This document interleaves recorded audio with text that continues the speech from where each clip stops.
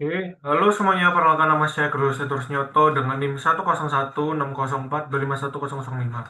Di video kali ini saya akan menjelaskan mengenai perusahaan dagang. Nah, pertama-tama perusahaan dagang itu apa sih? Perusahaan dagang itu adalah suatu perusahaan yang kegiatan utamanya itu membeli suatu barang dan menjual kembali barang tersebut ke perusahaan lainnya. Nah, tentunya barang yang dibeli itu barang fisik ya, teman-teman. Oke, apa sih perbedaannya perusahaan dagang dengan perusahaan jasa itu, teman-teman? Kalau perusahaan jasa itu merupakan satu perusahaan yang berfokus dalam memberikan suatu jasa atau menjual jasa mereka. Sedangkan kalau perusahaan dagang itu menjual suatu barang gitu, teman-teman. Nah, cara pendapatan labanya mereka tuh gimana sih pendapatannya? Kalau dari perusahaan jasa itu pendapatannya dari hasil penjualan jasa mereka, teman-teman. Sedangkan kalau perusahaan dagang itu pendapatannya itu didapatkan dari selisih antara pembelian dan juga penjualan mereka, teman-teman. Nah, kalau mereka untung itu kan disebut laba. Nah, itu adalah hasil pendapatan perusahaan dagang, teman-teman. Lalu untuk produk yang dijual, kalau perusahaan jasa itu produk yang dijualnya itu tidak berwujud. Karena itu kan jasa, teman-teman. Nggak bisa dilihat, nggak bisa disentuh. Kalau perusahaan dagang itu berwujud. Bisa disentuh, bisa dilihat, bisa dipegang gitu, teman-teman. Soalnya itu barang yang ada wujud fisiknya, teman-teman. Nah, dalam perusahaan dagang itu ada yang namanya FOB, teman-teman. FOB itu artinya kepanjangan dari free on board, yang artinya itu seperti beban angkut gitu, teman-teman. Eh, Contohnya ada kayak beban angkut penjualan atau beban angkut pembelian tuh kayak beban ongkir itu, teman-teman. Nah, FOB itu ada dua jenis. Ada FOB shipping point dan juga FOB destination. Kalau FOB shipping point itu yang menanggung itu adalah pihak pembeli, teman-teman. Sedangkan kalau FOB destination yang menanggung itu adalah pihak penjualnya, teman-teman. Nah, di sini saya sudah menyediakan beberapa soal ya, teman-teman. Nah, karena pada video kali ini tuh kita akan mengerjakan jurnal umum, buku besar, neraca saldo, dan juga laporan keuangan, teman-teman. Laporan keuangannya tersendiri itu terbagi jadi laporan laba rugi, laporan laba ditahan, dan juga laporan posisi keuangan, teman-teman. Nah, tentunya di sini kita akan mengerjakan menggunakan Excel ya, teman-teman. Bisa teman-teman lihat untuk Excelnya sudah saya sediakan nama akun dan juga nomor akun yang akan kita gunakan selama proses pembuatan jurnal umum dan lain-lain untuk perusahaan dagang ini, teman-teman. Nah, teman-teman ingat di video sebelumnya saya pernah memberikan suatu rumus di Excel untuk membantu kita dalam menggabungkan kedua ini, nama akun dan juga nomor akunnya, teman-teman. Nah, sekarang kita akan menggunakan rumus itu. Kita menggunakan concatenate, concatenate, kak kurung, lalu kita pilih nomor akun, titik koma, petik dua, spasi, petik dua, titik koma, dan juga nama akun. Oke, nah ini langsung menjadi satu, teman-teman. Langsung digabungkan, oke. Jadi tujuannya rumus ini tuh untuk menggabungkan kedua sel ini, teman-teman. Oke, kita tarik garis. Nah, terus gunanya rumusnya itu dikasih petik dua lalu spasi petik dua itu kenapa sih? Itu biar ada spasinya, teman-teman. Kalau misal kita pakai rumus nggak pakai namanya spasi itu jadinya nyambung, teman-teman. Nggak enak untuk dilihat. Contohnya itu kayak gini. Langsung titik koma sama ini. Tuh, berbeda kan, teman-teman? Yang kiri ada spasi, yang ini nggak ada spasi. Oke. Nah, ya setelah ini sudah jadi, kita tinggal copy paste ke bawah ya, teman-teman. Kita tarik garis seperti tadi. Oke, kita geser ke soal yang pertama, teman-teman. Oh, sebelum itu kita perlu membuat template jurnal umum dulu, teman-teman. Kita plus sheet dulu, lalu kita rename. Oh, salah, kita plus sheet, rename, lalu tulis jurnal umum, enter. Kita buat template jurnal umumnya, teman-teman.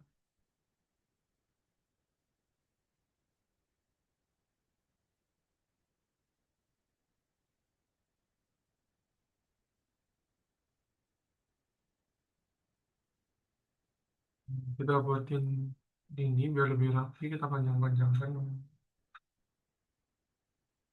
Lalu kita buat tabelnya. Oke, sekarang kita berpindah ke bagian soal, teman-teman. Di soal dapat kita lihat, soal pertama itu berita acara setoran modal, teman-teman.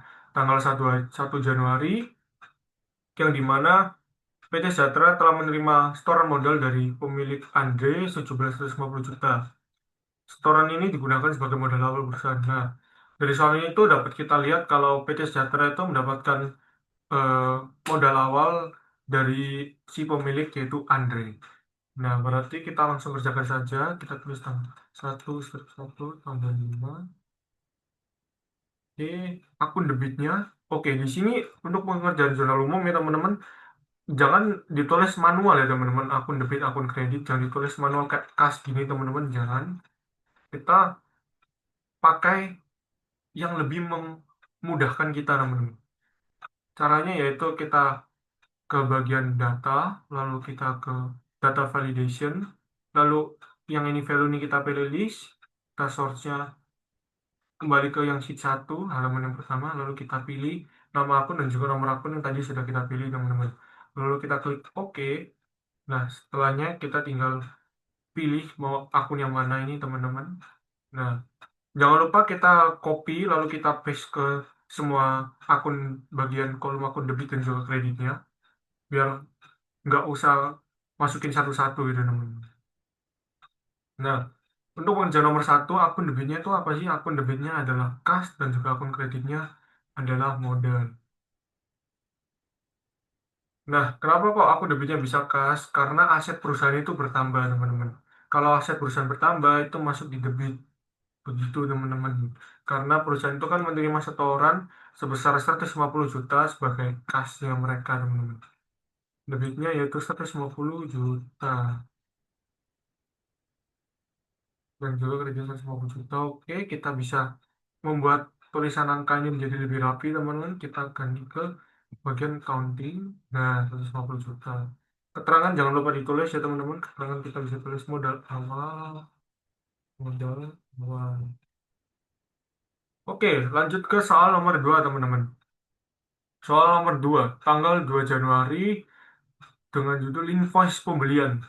Invoice itu ditujukan untuk eh, saat perusahaan itu belum membayar ya teman-teman. Jadi saat perusahaan itu masih memiliki utang ataupun piutang.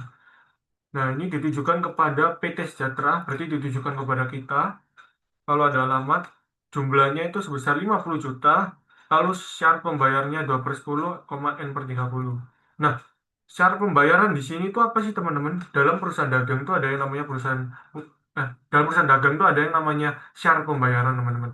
Nah, di sini 2/10 itu artinya dalam jangka waktu 10 hari setelah invoice ini diterbitkan, bila perusahaan bisa membayar dalam jangka waktu 10 hari tersebut, perusahaan itu bisa mendapatkan potongan diskon 2%. Jadi kalau perusahaannya bisa melunasi hutangnya mereka dalam jangka waktu 10 hari setelah invoice ini diterbitkan itu bisa mendapatkan potongan 2% teman-teman.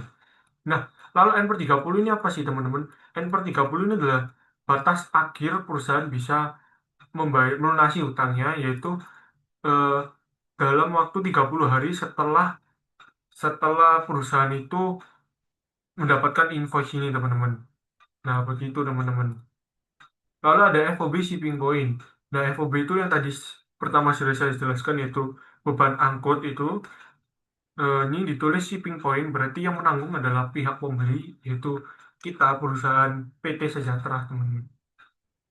Langsung kita menuju ke pekerjaannya 2/1/25 tanggal 2 bulan 1 tahun 2025. Nah, akun debitnya itu apa sih teman-teman? Akun debitnya yaitu persediaan, lalu yang di kredit adalah utang teman-teman. Nah, ini bisa kita lihat ya teman-teman. Kalau eh, aset perusahaan bertambah, itu kan masuk di debit. Nah, persediaan itu karena perusahaan kita PT Sejahtera membeli suatu barang atau barang dagang, barang persediaan dari perusahaan lain, kita kan beli ini teman-teman.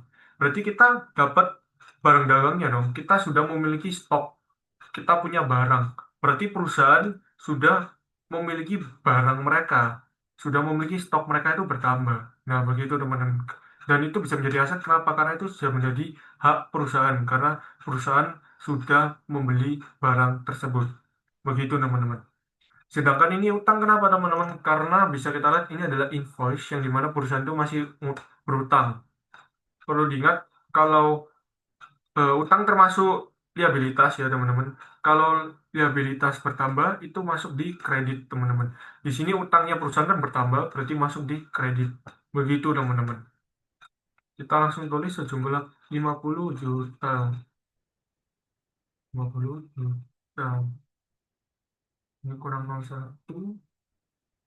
Oke.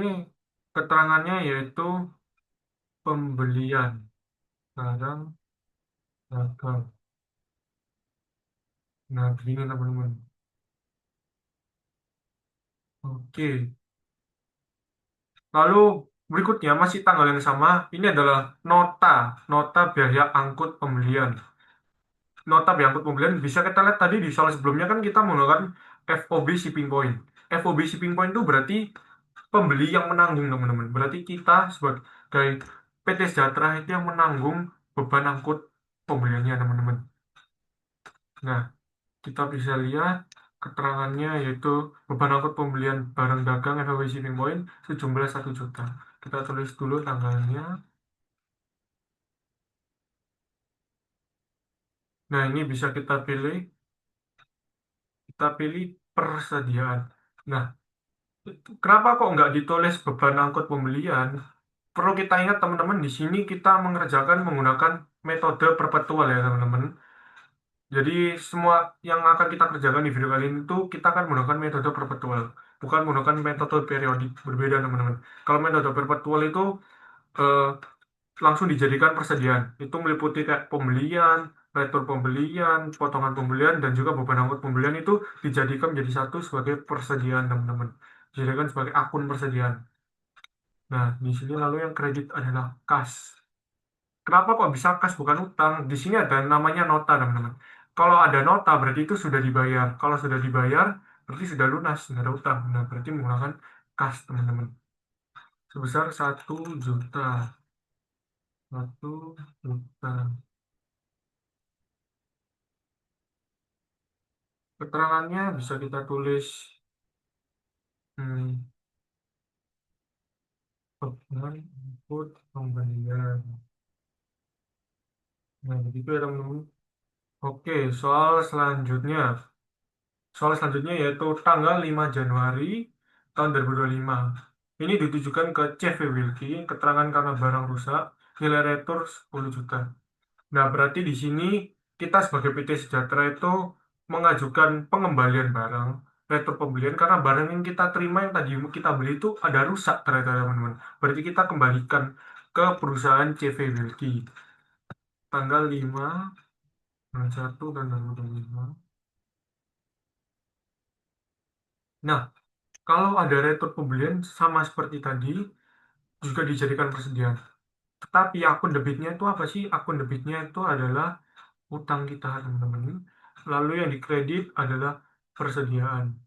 Nah, Karena kenapa kok utang bisa didebit, teman-teman? Karena sebelumnya kan kita punya utang sebesar 50 juta, teman-teman. Sebesar 50 juta ke CV Wilky karena kita sudah membeli barang mereka. Nah, namun karena barangnya ada yang rusak, kita balikin dong. Karena kita balikin barangnya, berarti utang kita berkurang. Karena kan barang yang kita miliki juga sudah kita kembalikan. Begitu, teman-teman. Kita kurangi utang kita. Makanya utangnya di debit, teman-teman. Sejumlah 10 juta.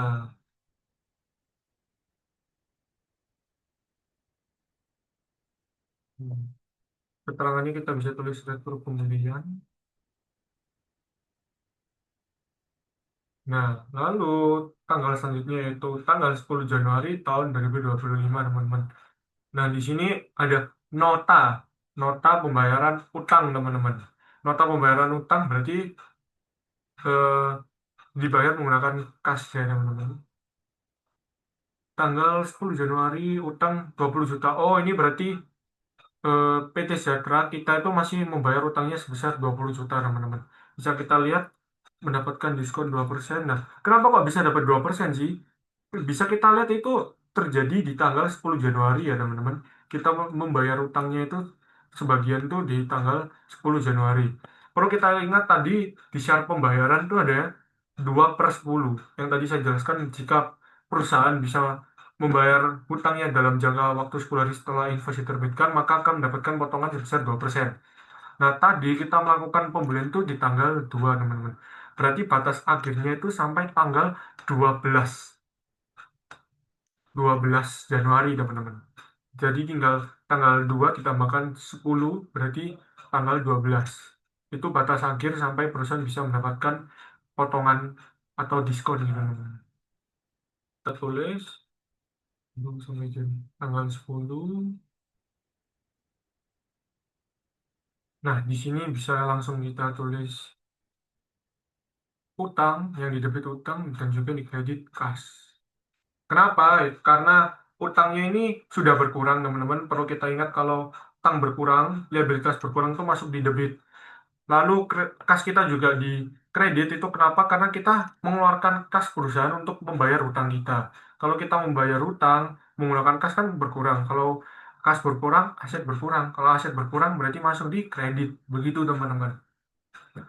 Ini sejumlah 19.600.000 karena sudah mendapatkan potongan 2% tadi, teman-teman. 19.600, nah 19.600, nah tulis pembayaran utang.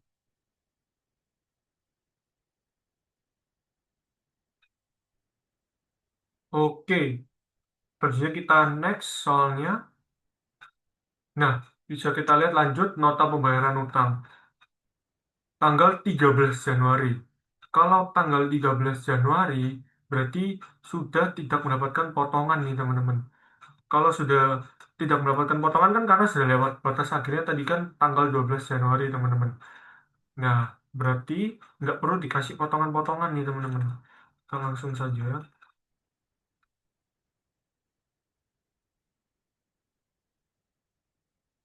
Akunnya sama, yaitu utang dan juga kas. Kita langsung tulis. Ups, sebentar. Maafkan saya, teman-teman. Saya kelupaan satu hal. Karena yang seharusnya kita salah tulis. Untuk yang tanggal 10 sebelumnya, ini kan dapat potongan ya, teman-teman. Karena dapat potongan, utangnya yang awalnya sebesar 40 juta itu, di sini kan baru dibayar 20 juta, teman-teman, utangnya. Kita tulis 20 juta, 20 juta ya, teman-teman. Nah, di sini kasnya itu kita tulis 19.600 juta karena sudah mendapatkan potongan 2%. Tetapi ini kita tambahkan akun lagi di akun kreditnya, yaitu akun persediaan. Kenapa kok ditulis persediaan? Itu hasil dari potongan pembeliannya dia, teman-teman. Jadi diskon pembeliannya. Utangnya ini nggak dikurangi karena utangnya tetap sama, nilai utang yang dibayar itu sebesar 20 juta, teman-teman. Begitu. Kita tulis berarti 400.000. Nah, begitu, teman-teman. Oke, kita geser ke soal selanjutnya ya. Yang tadi tanggal 13, 13 Januari. Kita langsung kerja saja, akunnya sama, utang dan juga kas. Perbedaannya yaitu tanggal 10 tadi masih dapat diskon atau potongan pembelian, sedangkan kalau tanggal 13 karena sudah melewati jangka waktu itu berarti tidak mendapatkan potongan pembelian sebesar 2%. Itu, teman-teman. Utangnya 20 juta, jumlah yang dibayar 20 juta. Ups, ini nggak usah pakai titik, teman-teman. Oke,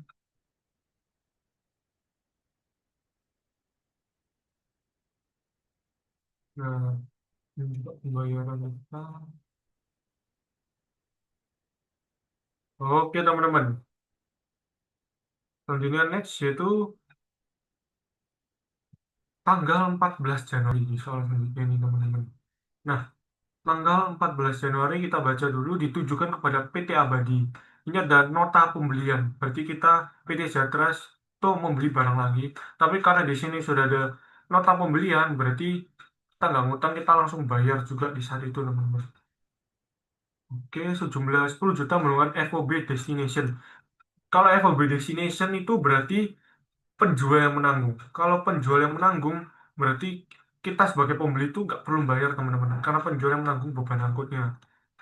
Kita langsung kerjakan saja. Oke, yang di debit persediaan, lalu yang di kredit adalah kas sebesar 10 juta.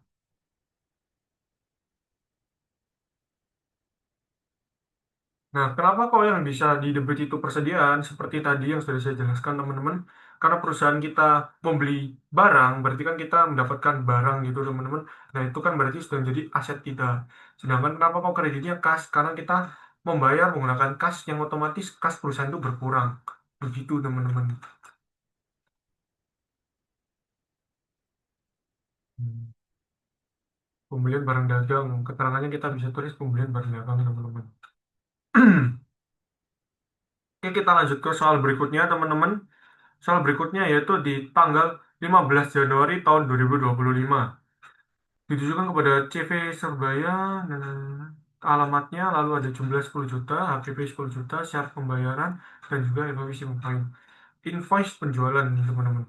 Ingat ya, yang teman-teman, invoice penjualan itu berarti belum dibayar, teman-teman. Berarti masih ada utang ataupun piutang. Nah, karena di sini kita sebagai posisi seorang penjual, berarti ini adalah piutang.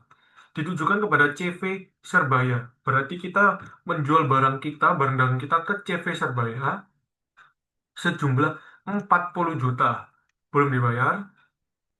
Lalu syarat pembayarannya 2 per 10, N per 30, sama seperti tadi, teman-teman.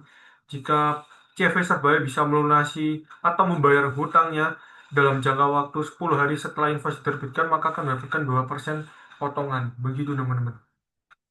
Kita langsung kerjakan saat tanggal 15 bulan 1. Nah, yang debit itu apa sih, teman-teman? Yang di debit adalah piutang, lalu yang di kredit adalah penjualan. Di sini perusahaan itu sudah menjual barangnya, namun belum dibayar, sehingga mendapatkan piutang. Piutangnya itu di debit karena piutang perusahaan itu bertambah. Kalau piutang perusahaan bertambah, itu kan asetnya juga bertambah. Berarti masuk di debit. Aset bertambah itu masuk di debit, teman-teman. Begitu. Sedangkan kalau penjualan, karena penjualannya perusahaan juga bertambah, berarti kan masuk di kredit karena termasuk di ekuitas, teman-teman. Ekuitas bertambah masuk di kredit. Begitu, teman-teman. Sebesar 40 juta. 40 juta. Nah, di sini jangan lupakan, teman-teman, di sini ada tulisan HPP ya, teman-teman. Di soalnya itu ditulis HPP, yang dimana adalah harga pokok pembelian. HPP sama beban pokok penjualan itu juga sama, teman-teman. Nah, di sini kita tulis, kita pilih yang di debit adalah HPP, dan juga yang di kredit adalah persediaan. Kenapa? Karena persediaan kita itu sudah keluar, teman-teman.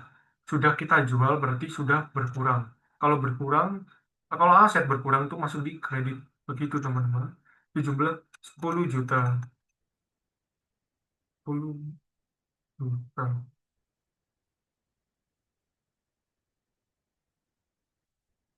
Keterangannya jangan lupa diisi, teman-teman. Kita isi penjualan. Kita isi penjualan. Oke, kita next ke soal berikutnya. Di tanggal 17 Januari, nota retur penjualan. Retur penjualan berarti kita menerima pengembalian barang. Tujukan pilih sejahtera, alamat, nilai retur sebesar 10 juta, HPP 1 juta. Keterangannya karena barang dagang rusak. Hormat saya ditandatangani oleh CV Serbaya. Berarti CV Serbaya, CV yang tadi beli di kita itu mengajukan pengembalian barang, teman-teman. Kita langsung kerjakan saja. Oke, akun yang didebit adalah retur penjualan, lalu yang di kredit adalah piutangnya, teman-teman. Nah, kenapa kok yang di debit dan juga kredit adalah retur penjualan dan juga piutang? Nah, ini tuh tujuannya adalah untuk mengurangi pendapatan yang seharusnya diterima. Perlu diingat, teman-teman, awalnya kita itu punya piutang sebesar 40 juta kan, teman-teman. Namun, karena CV Serba itu mengembalikan barang mereka sebesar dengan total nilai retur sebesar 10 juta, yang berarti pendapatan kita itu kan berkurang, yang otomatis piutang mereka itu juga berkurang. Karena piutang CV Surabaya berkurang, berarti kita masukkan ke kredit. Begitu teman-teman. Kita tulis 10 juta.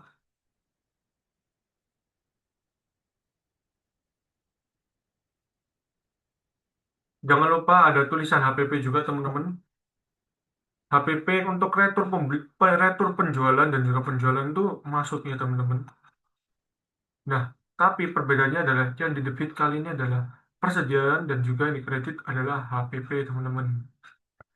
Nah, kenapa? Kenapa kok persediaannya di debit? Karena barangnya itu sudah dikembalikan ke kita lagi, berarti barang dagangnya kita, barang stok kita di gudang itu kan bertambah lagi. Berarti aset kita bertambah meskipun nilainya itu sudah berkurang. Begitu teman-teman.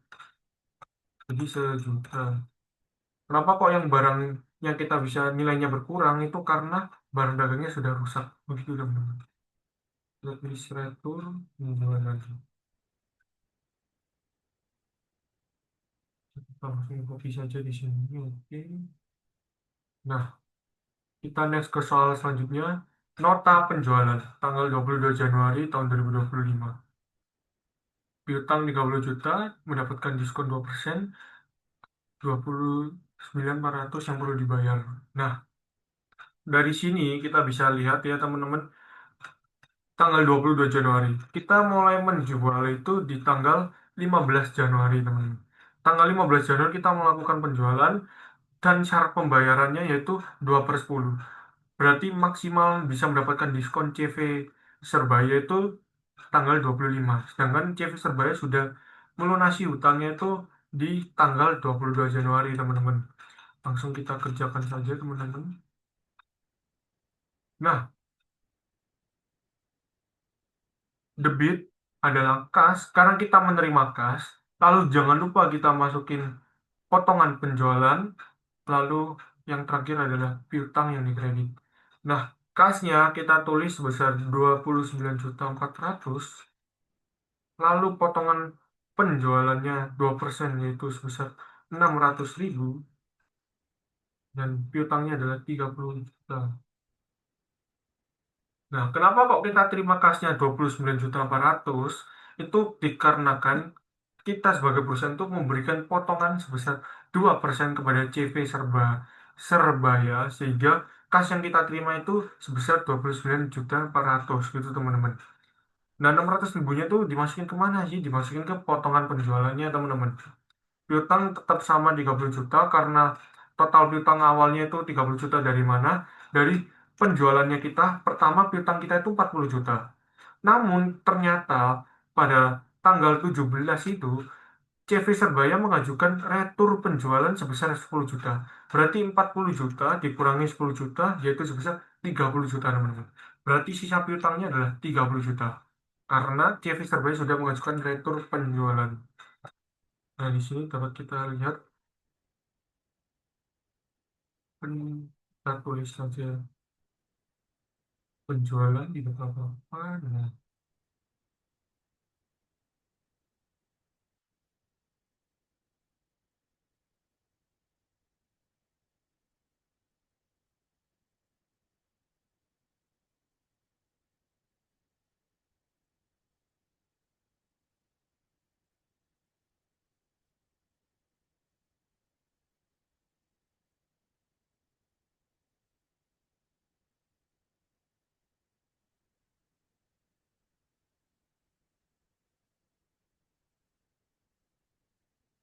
Oke, selanjutnya kita next ke soal berikutnya. Soal berikutnya yaitu tanggal 31 Januari ini teman-teman. Nota penjualan. Kalau sudah nota berarti sudah lunas, teman-teman. Sudah dibayar. Sejumlah 20 juta FOB destination. FOB destination berarti kita sebagai pihak penjual yang menanggung. Oke, HPP 5 juta. Hormat. Nah, kita tulis 31 tahun 2025.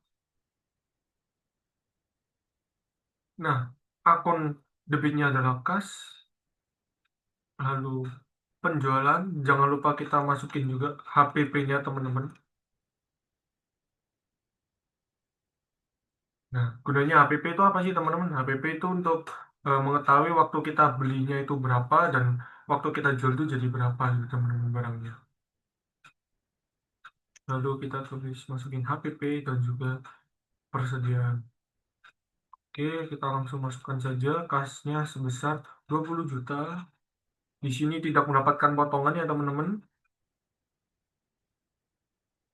HPP sebesar 5 juta.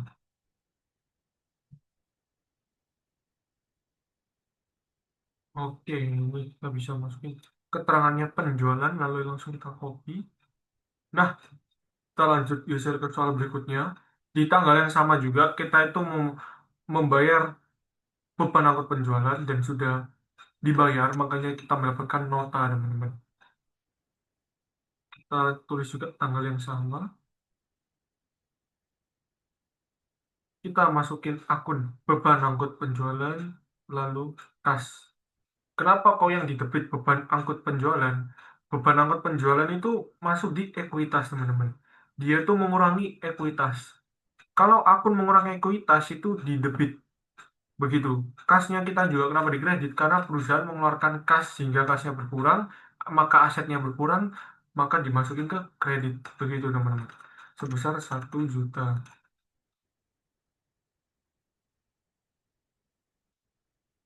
Beban angkut penjualan. Untuk keterangannya kita isi begitu ya, teman-teman. Nah, di sini kita bisa langsung totalkan saja untuk mengecek apakah balance. Kita pakai rumus sum, lalu kurung, kita pilih semuanya, kita enter. Begitu juga untuk yang di bagian kredit, teman-teman.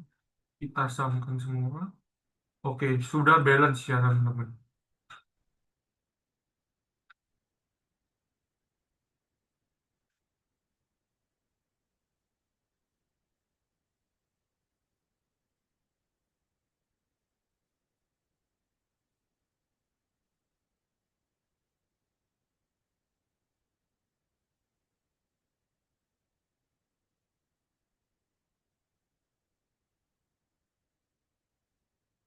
Nah, setelah kita sudah menotal jurnal umum ini, untuk proses pengerjaan buku besar dan juga neraca saldo agar lebih mudah dan juga lebih cepat dan efisien, kita perlu membuat sel tambahan, yaitu dengan kode akun.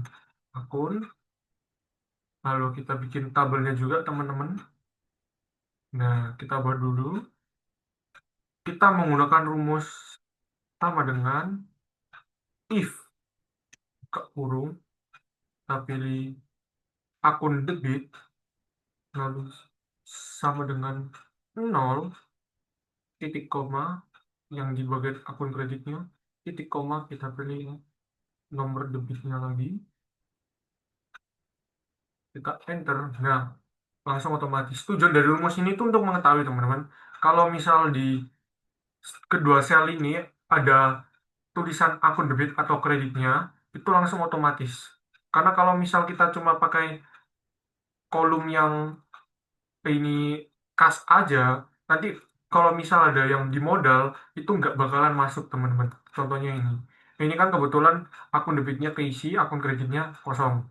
Gunanya rumus itu untuk mengetahui yang ada isinya itu yang mana. Bahasa mudahnya itu seperti itu, teman-teman.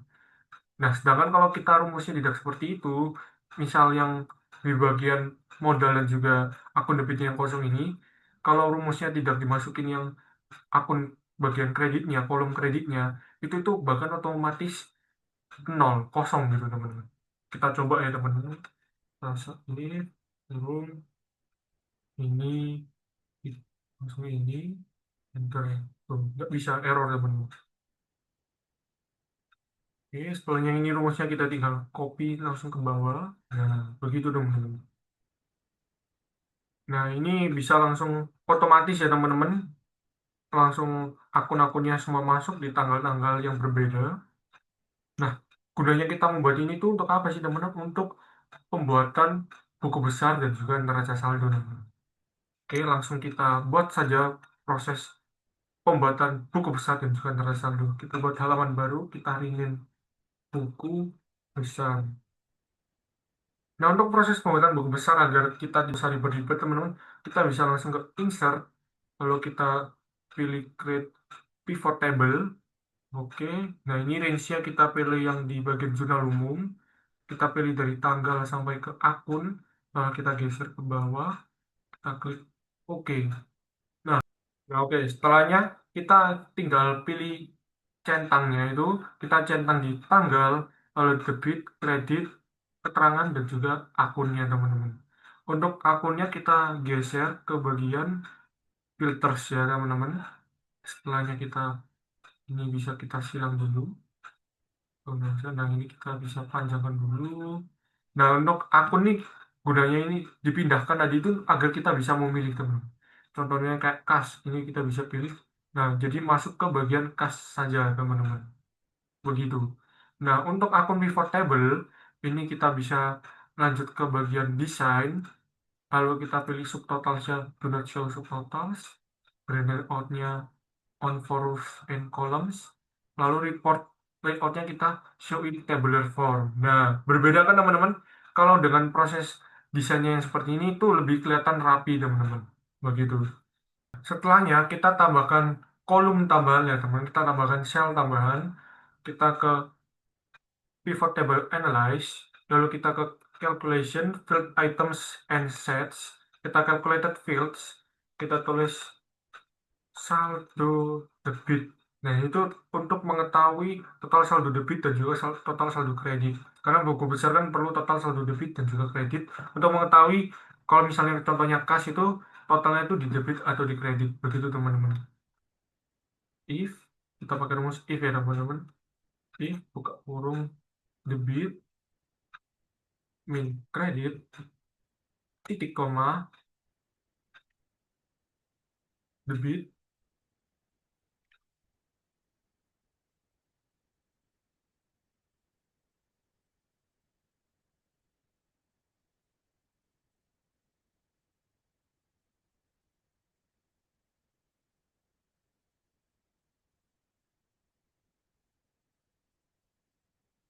Nah, di sini kita menggunakan rumus if buka kurung debit lebih besar dari kredit, titik koma, tapi yang debit, min kredit, titik koma, 0, lalu kita tutup kurung, kita klik OK, teman-teman. Nah, ini langsung jadi kayak saldo debitnya. Nah, kita tambah lagi sekarang bagian yang saldo kredit, teman-teman. Kita buat sama juga saldo kredit. Menggunakan rumus yang sama ya, teman-teman. Menggunakan rumus if kredit lebih besar dari debit, titik koma, kredit, min debit, titik koma, 0. Kita tutup kurung, kita klik OK. Nah, jadi langsung kelihatan begini, teman-teman. Kalau ternyata akun kasnya itu di debit sebesar berapa ini ya? 147.800 juta. Gitu, teman-teman. Nah, setelahnya, ini kan baru satu akun, teman-teman. Kita bisa langsung copy, kita klik Ctrl C, lalu kita Ctrl V. Nah, kita tinggal pilih bagian piutang, kita copy lagi, pilih bagian persediaan. Nah, di sini kan lebih mempermudah, teman-teman, kalau kita menggunakan metode pivot, karena kita nggak perlu nulis manual satu-satu, begitu, teman-teman.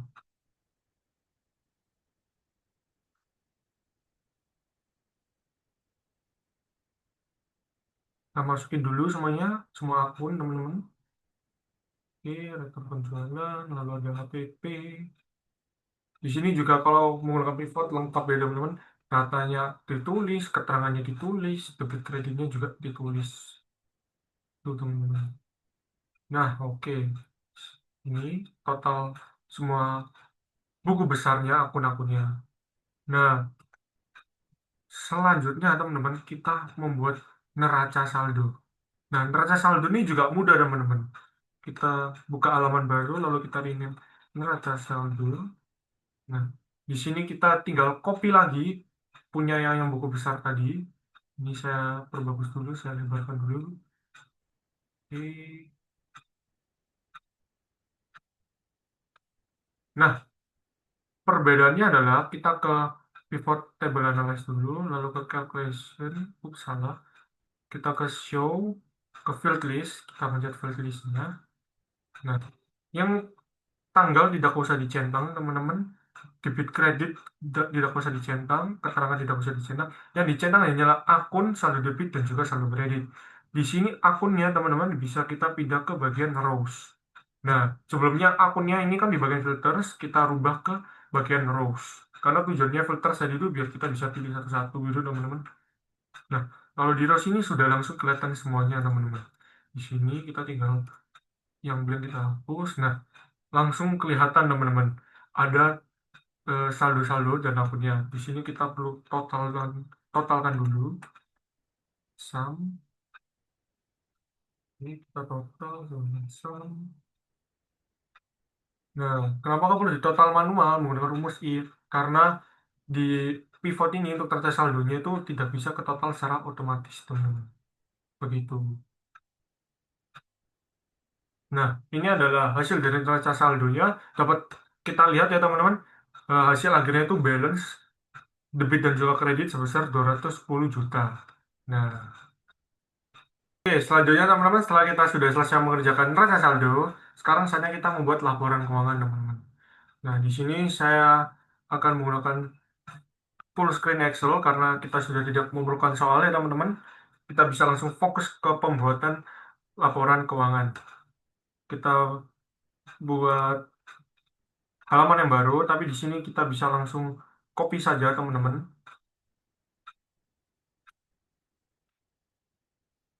Kita copy neraca saldo kita pilih yang move or copy, kita create copy, terus move to end. Nah, kita lalu rename menjadi laporan keuangan. Kenapa kok neraca saldonya perlu di copy, teman-teman? Itu biar mempermudah kita dalam mengerjakan laporan keuangan, teman-teman. Nah, tadi di awal video saya sudah membahas kita akan mengerjakan laporan keuangan, laporan laba rugi, laporan laba ditahan, dan juga laporan posisi keuangan, teman-teman. Yang kita akan membuat laporan keuangan yang pertama, teman-teman, yaitu laporan laba rugi, teman-teman. Kita tulis dulu judulnya laporan laba rugi. Nah, untuk laporan laba rugi sendiri itu terdiri dari apa saja sih? Laporan laba rugi itu terdiri dari pendapatan, total pendapatan kayak penjualan, total penjualan, HPP, lalu ada juga beban-beban yang ada, teman-teman. Nah, kita tulis dulu. Gak usah ditulis manual, teman. Kita tinggal copy paste. Kita copy penjualan sampai HPP, kita copy. Lalu kita menggunakan rumus, teman. Kita menggunakan rumus sama dengan sum if ke kurung, kita pilih range akunnya, lalu titik koma, kita pilih selnya yang penjualan yang kita pilih, lalu titik koma, debit, tutup kurung. Nah, ini belum selesai, teman-teman, rumusnya. Kita perlu menambahkan rumus lagi, kita plus sum if, buka kurung, pilih range akun lagi, titik koma, penjualan, titik koma, kredit. Nah, gunanya rumus ini tuh untuk apa sih, teman-teman? Rumus ini tuh membantu kita untuk langsung secara otomatis menginput harga atau nominal dari akun yang ada. Contohnya, misal kita ingin cari nominal dari akun 401 penjualan, kita pilih dari neraca saldo, itu langsung otomatis ke input. Kita enter, nah, otomatis ke input, teman-teman. Nah, ini jangan lupa kita jadi counting dulu. Nah, tapi kenapa sih kok kita perlu pakai rumus tambahan sum if lagi? Nah, itu supaya range di kredit dan debitnya itu juga masuk, teman-teman. Total debit dan kredit. Contohnya nih, misal kalau saya cuma pakai yang bagian range debitnya aja, nih, saya cuma sampai yang debit, tuh, hasilnya nol. Kenapa kok bisa nol, teman-teman? Karena 401 penjualan ini nominalnya itu adanya di kredit, bukan di debit. Nah, fungsinya tadi kita menambahkan rumus sum if lagi itu agar bahasanya itu penjelasannya kalau misal nominalnya 401 penjualan tidak ada di debit, berarti dia akan ngambil yang di kredit. Begitu, teman-teman. Nah, setelah rumusnya sudah jadi, kita pakai gabungkan dengan rumus string, teman-teman. Rumus string itu fungsinya untuk mengikat, kita menggunakan eh, huruf dolar, mata seperti mata uang dolar, dari shift shift 4, shift dikumpul dengan 4. Nah, kita string di huruf-hurufnya, di antara huruf. Nah, ini tuh agar kita tuh bisa memilih mana sih yang mau kita string atau mau yang kita kita tetapkan gitu teman-teman. Kita string dulu, kita enter. Nah, fungsinya string itu agar kita itu bisa mengcopy, kita tuh bisa milih mana aja yang mau kita biarkan rumusnya tetap dan mana yang mau agar bisa berubah.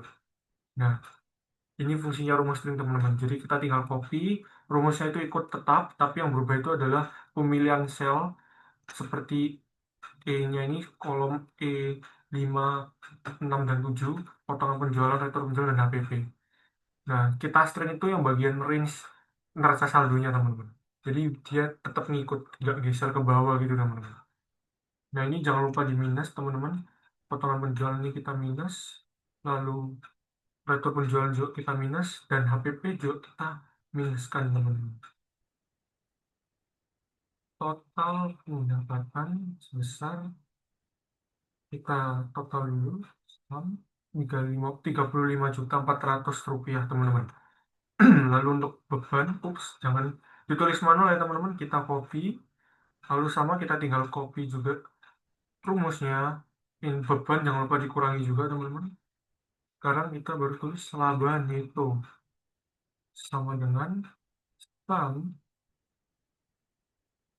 untuk kurung total pendapatan sampai beban sebesar, laba netonya ketemu sebesar 34.400.000 rupiah. Oke, selanjutnya laporan keuangan yang kedua itu laporan laporan laba ditahan. Nah, laba laba ditahan awal awal di soal tuh nggak ada teman-teman, berarti kita tulis 0, lalu kita masukin laba neto sebesar 34.400.000 rupiah. Berarti ini ketemu saldo labanya, kita totalkan saja nah, sama karena dia nggak ada pengurangan, nggak ada dividen ataupun preferred di bulan Januari untuk PT Sejahtera ini teman-teman. Nah, berarti laporan laba ditahannya nggak ada pengurangan begitu teman-teman. Nah, ini saya warna-warnai untuk judul-judul laporan-laporannya agar lebih mudah untuk dibedakan dan dilihat ya teman-teman. Yang terakhir, laporan posisi keuangan. Kita jangan lupa ditulis aset dulu, namun kita bisa aset, liabilitas, dan juga ekuitas. Fungsinya itu untuk bisa membedakan gitu teman-teman. Namun kita langsung copy saja akun-akun yang terdiri dari aset. Ada kas, piutang, dan juga persediaan. Kita samakan, kita menggunakan rumus, kita copy paste, lalu total aset sama dengan sum, enter, ketemu sebesar 184.400.000 rupiah. Lalu kita liabilitas,